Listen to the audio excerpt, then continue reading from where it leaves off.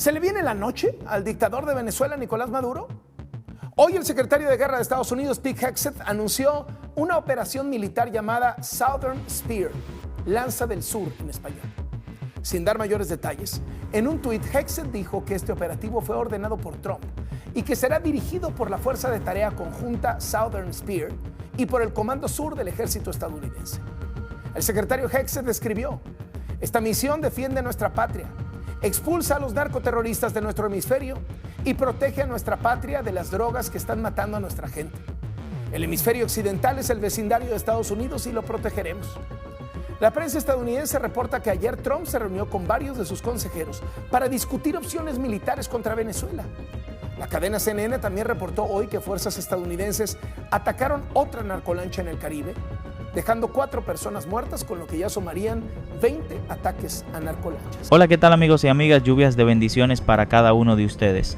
Hoy traemos un análisis profundo, revelador y extremadamente importante sobre un movimiento militar y geopolítico que está causando un terremoto en todo el hemisferio occidental. Estamos hablando de la Operación Lanza del Sur, anunciada por Estados Unidos en el Caribe, un operativo que no es simplemente militar, ni táctico, ni temporal. Es, según los expertos, una transformación doctrinaria que cambia por completo el equilibrio de poder en la región y que coloca al régimen de Nicolás Maduro frente al mayor desafío de su historia. Prepárense, porque lo que vamos a explicar a continuación no solo es impactante, sino que marca un antes y un después para Venezuela, para el Caribe y para la seguridad continental. Ponte cómodo y quédate hasta el final. Un movimiento inesperado, el inicio de un nuevo tablero geopolítico. La noticia estalló cuando el presidente de Estados Unidos, Donald Trump, aprobó directamente la activación estratégica de Operation Southern Spear, conocida en español como Operación Lanza del Sur. De inmediato respondió el Departamento de Guerra y la ejecución quedó en manos del Comando Sur, 3 piezas que se alinearon como un triángulo de poder, enviando un mensaje claro: la paciencia estratégica con el narcoterrorismo se acabó. Y esta frase, según Antonio de la Cruz, presidente de Inter-American Trends y uno de los analistas más respetados en materia de seguridad hemisférica, no es retórica. Es un discurso que marca un giro radical. De la Cruz lo resumió en una frase que ya está dando la vuelta al mundo: Estados Unidos acaba de mover una pieza que cambiará el equilibrio del Caribe por años. No es un operativo, es una doctrina. ¿Y qué significa esto? Significa que desde este momento el Caribe deja de ser un espacio vulnerable o descuidado y se convierte en un tablero de control estratégico, donde cada actor, nación, cartel, régimen o grupo irregular recibirá una respuesta inmediata si representa amenaza para la seguridad continental. El enemigo ya no es un cartel, ahora es terrorismo. Uno de los elementos más sensibles y peligrosos para el régimen de Maduro es el cambio de definición del enemigo. Hasta hace poco, la estructura criminal vinculada al cartel de los soles era vista como un entramado narcotraficante tradicional. Pero con la Operación Lanza del Sur, Estados Unidos ya no clasifica esta amenaza como cartel, sino como organización terrorista transnacional. ¿Y cuál es la diferencia? La diferencia es gigantesca. Contra carteles se negocia, contra carteles se imponen sanciones, contra carteles se opera dentro de ciertos límites diplomáticos, pero contra terrorismo, Estados Unidos actúa sin fronteras y sin advertencias bajo el principio clave: defender nuestro homeland antes de que la amenaza toque el territorio. Eso significa operaciones quirúrgicas, captura extraterritorial, eliminación de amenazas antes de que se consoliden y un margen de acción mucho más amplio para el Comando Sur. De la Cruz lo explicó así: cuando Estados Unidos cambia el nombre de tu amenaza, cambia tu destino. Y ese cambio cayó directamente sobre el círculo cercano de Nicolás Maduro. La geometría de presión, flotas, radares y un cerco avanzado. La operación no es una flota navegando y ya, no es un despliegue puntual, no es una demostración de fuerza pasajera, es una geometría de presión diseñada para cerrar todas las rutas del Caribe Sur. Flotas posicionadas estratégicamente, sistemas avanzados de radar y vigilancia marítima, interdicción aérea y marítima permanente, corte de rutas de narcotráfico, aislamiento de operadores y financistas, exposición de cómplices internacionales. Todo esto simultáneamente. El analista lo definió así: un cerco avanzado que deja al cartel de los soles con solo 3 opciones: huir, fracturarse o caer. Y este punto es fundamental, porque la operación no busca únicamente bloquear drogas, busca romper la estructura desde adentro, forzando traiciones, divisiones y movimientos desesperados dentro del círculo del régimen venezolano. El Caribe Sur, zona de exclusión para criminales y línea roja para regímenes cómplices.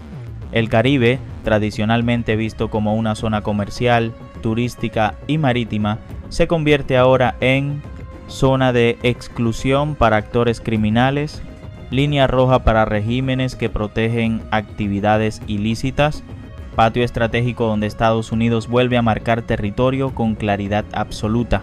Esto manda un mensaje directo al régimen de Nicolás Maduro.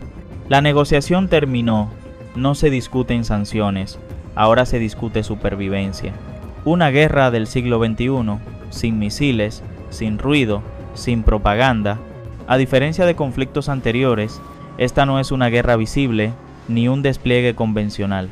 Es, como explicó De la Cruz, una guerra silenciosa del siglo XXI. ¿Y qué caracteriza ese tipo de guerra? Se mueve en la sombra, se ejecuta con precisión tecnológica, utiliza legalidad internacional como arma, no requiere invasiones masivas, no dispara misiles, desmantela redes, no hace anuncios, actúa. Es una presión que no se ve, pero se siente y sobre todo se paga con fracturas internas en los regímenes involucrados. El impacto directo sobre Maduro. Se acabó el tiempo. Para Nicolás Maduro y su entorno más cercano, el análisis es contundente. Ya no pueden negociar su futuro político, ya no pueden pedir levantamiento de sanciones, ya no pueden ofrecer reformas cosméticas, ya no pueden presentarse como actores válidos en la región. Lo que ahora está sobre la mesa es su propia supervivencia. El cerco militar, jurídico, diplomático e informativo que está desplegando Estados Unidos es tan avanzado que el régimen pierde la iniciativa, pierde capacidad de respuesta, pierde margen de maniobra. De la Cruz lo dijo sin rodeos: Maduro y el cartel dormían creyendo que Estados Unidos era predecible. Hoy descubren que se movió primero, y cuando una potencia mueve primero, el adversario se queda sin tablero. La campaña ya comenzó. El Caribe se reordena ante nuestros ojos.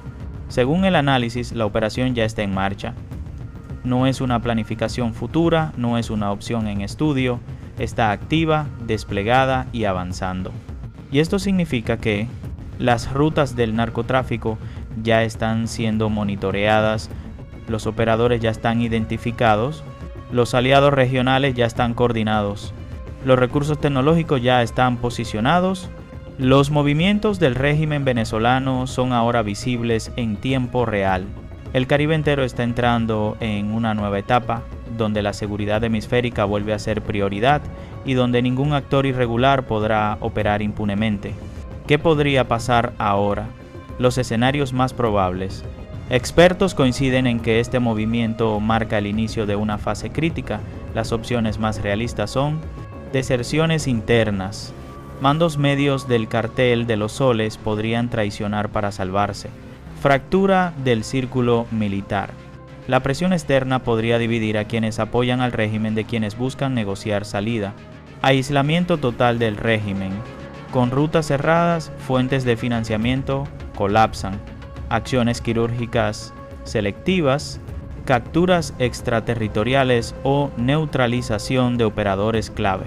Un cambio político inevitable, no por negociación, sino por supervivencia. Conclusión del análisis. El final está escrito en el tablero. El mensaje de fondo es simple, directo y contundente. Estados Unidos movió primero y el régimen de Maduro se quedó sin jugadas. La Operación Lanza del Sur no es un operativo pasajero. Es una doctrina que reorganiza todo el Caribe. Es una advertencia final para regímenes cómplices. Es un cerco legal, militar y tecnológico sin precedentes. Es el fin de la etapa de esperar y negociar. Y sobre todo, es el inicio de un periodo donde la supervivencia deja de depender del poder interno y pasa a depender de la capacidad de enfrentar una estrategia que está muy por encima de la que Maduro alguna vez imaginó. El Senado de los Estados Unidos acaba de darle luz verde a Donald Trump para atacar Venezuela en territorio venezolano si así lo considera. A mis colegas, por favor, no se confundan. Jamás en la historia de nuestro país, un Congreso ha dado por terminado una acción militar por no haber dado permiso al comandante en jefe. Jamás en la historia del país, la Corte Suprema ha dictaminado que el Congreso tenga el poder de terminar las hostilidades simplemente porque discrepa con el presidente. El mensaje a Venezuela: deje de lanzar amenazas y acumular recursos militares en la costa, alegando que tiene la autoridad para hacerlo. La Constitución otorga al Congreso de los Estados Unidos la autoridad para declarar la guerra. De eso se trata esta resolución. El Senado de los Estados Unidos acaba de darle luz verde a Donald Trump para que, si él lo considera, bombardee en Venezuela, en territorio venezolano. Los republicanos trataron de frenar esa decisión diciendo que solo lo podría hacer con el permiso del Congreso. Perdieron en la votación. Esa iniciativa fue derrotada. En otras palabras, en este momento, el presidente de los Estados Unidos ya tendría la autorización para autorizar operaciones de bombardeo en territorio venezolano. Y se conoce esto, Paula, Mauricio, cuando ya no por segunda, tercera, sino por cuarta vez hay bombarderos B-52 sobrevolando en Venezuela. Eso pasó hoy. Antes estaban ahí en la línea fronteriza, ya están sobre las costas de Venezuela y el portaaviones Gerald Ford está muy cerca. ¿Lo hará? Trump dice que no, pero luz verde ya tiene.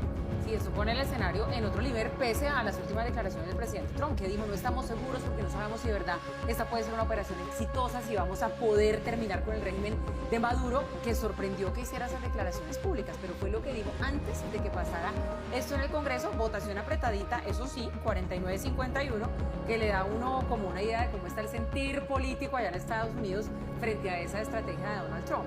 Pero la victoria, sin lugar a dudas, creería uno que se la da buena, que el Congreso pues tiene mayorías republicanas, eso pesa, pero también que ha venido allanando el camino con el argumento de la seguridad nacional, del conflicto armado, que tiene que ver con la lucha contra el narcotráfico, que la liga Estados Unidos todo el tiempo con el régimen de Nicolás Maduro. ¿Sabe cómo allanó el camino?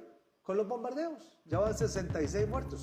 El problema es que Trump dijo también, y que no se nos olvide, estamos bombardeando y disuadiendo al régimen de Maduro y a otros. Adivine quiénes son esos otros. Claro, es ¿O que quiénes somos esos otros? Ahí está la parte más Eso es lo grave. Claro. de toda esta situación, porque esta decisión del Senado de los Estados Unidos tiene por lo menos tres cosas que subrayar. Algunas ya las han mencionado Giovanni y Paula, puntualicemos.